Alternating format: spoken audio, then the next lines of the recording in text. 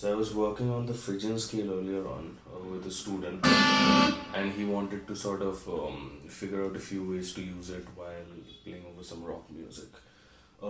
Let's take G Phrygian in this case. You can also look at it as E flat major or like even C minor.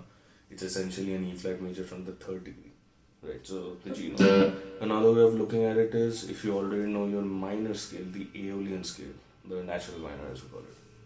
It's a natural minor scale but with a flat 2 degree instead of a natural 2. So if your G minor sounds like this, you just simply flatten this to the A to A flat. So you end up getting right. So now it's important to understand that the root, the flat 2, the 4th and the 5th, right? As you can clearly hear, these 4 notes really outline the scale pretty well. So map it out in 3 octaves. Like you have one here, you have another one here, and then you have another one here, and maybe tap out the root like that, right? So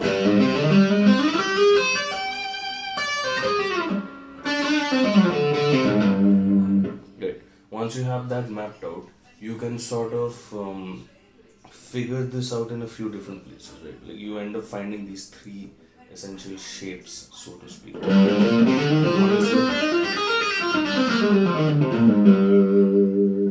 Right? And the second one was from here.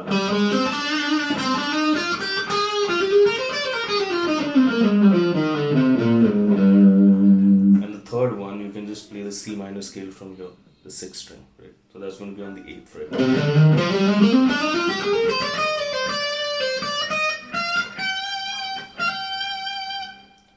So once you have these mapped out, you can figure out a few voicings as well, like this for instance. This particular one is basically your flat 9, then the 4th and then the 5th with the G in the root, right? So as you can see, it really sort of outlines the scale pretty well. You can also just play a G sharp major triad and put G in the root right there. That also works pretty well. You can even think of a C minor triad and then again G in the root, right? You can also think of a C sus2 triad and then again G in the root, right? You can add the flat 2 on top as well. So as you can, if I just play around with these little voicings by themselves,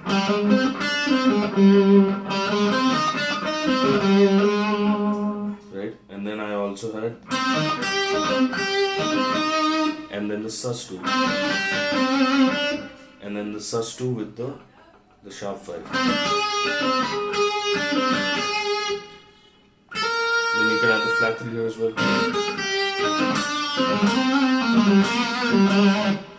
And then when you start using all the different kinds of vibratos and the bends, that's when you can like really sort of, I guess, make music out of it, rock music, whatever music is to you. But yeah.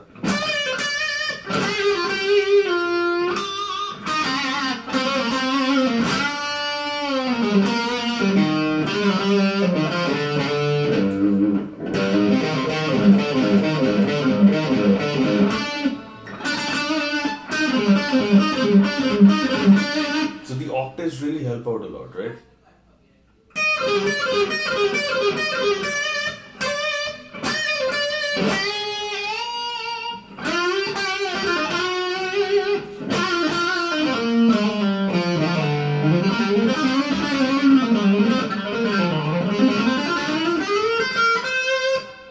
And a little bit of chromaticism always works, like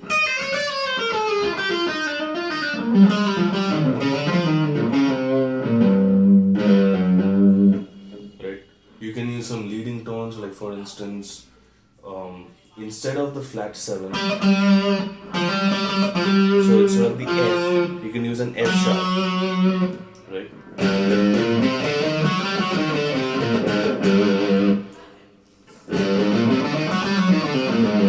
So you can think of that as like a Phrygian with a natural 7. You can sort of omit the flat 3 and like use a 3 on top of that. And again, I am like, you are sort of manipulating the whole scale this way, but all of these manipulations will work over these chords. They will work out pretty well, you know. So again, if we like, let's say I get rid of the flat 3 and get the natural third instead here. So I end up getting a mix of flat 9, flat 13. So mixolydian flat 9 with flat 13. Right? Or some even call it like a mix of flat 9, flat 6.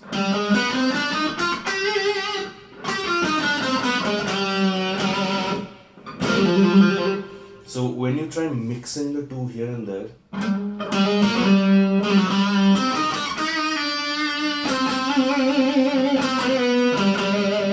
you get some pretty interesting stuff.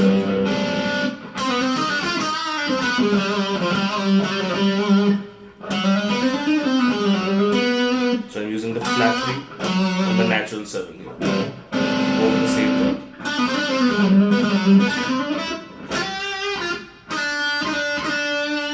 Right?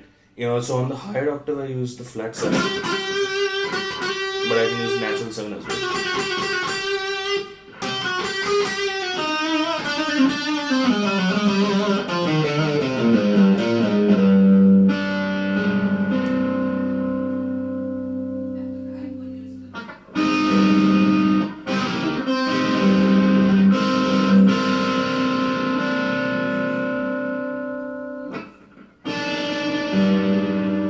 More voicing. So explore it more. Try to visualize the whole scale and you will never run out of ideas as long as you actually put some effort behind it. So yeah, don't try to be lazy about it. Put some effort behind it, play around with it, and always remember that you don't master these things in a day. It takes years.